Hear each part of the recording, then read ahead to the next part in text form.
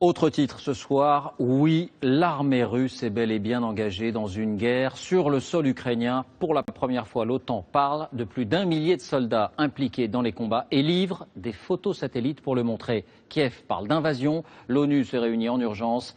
À Bruxelles, siège de l'OTAN, François Baudonnet, Sylvain Vinance. Des séparatistes en plein combat dans la région de Donetsk. Ces images, pourtant diffusées par les télévisions de Moscou, montrent que ces soldats lourdement armés utilisent des véhicules blindés russes. Mais ces combattants sont-ils eux aussi de nationalité russe? L'OTAN en est persuadée.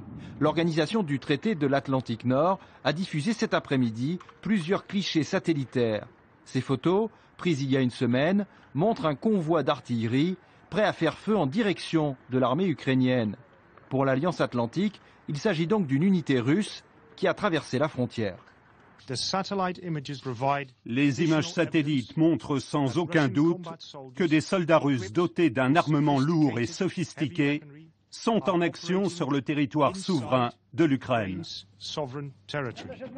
L'OTAN estime ainsi que plus d'1 millier de soldats russes combattent en Ukraine aux côtés des séparatistes et que 20 000 hommes seraient massés à la frontière. Alors, assiste-t-on à une invasion russe?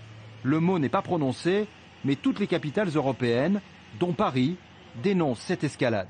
S'il était avéré que des soldats russes sont présents sur le sol ukrainien, ce serait intolérable et inacceptable.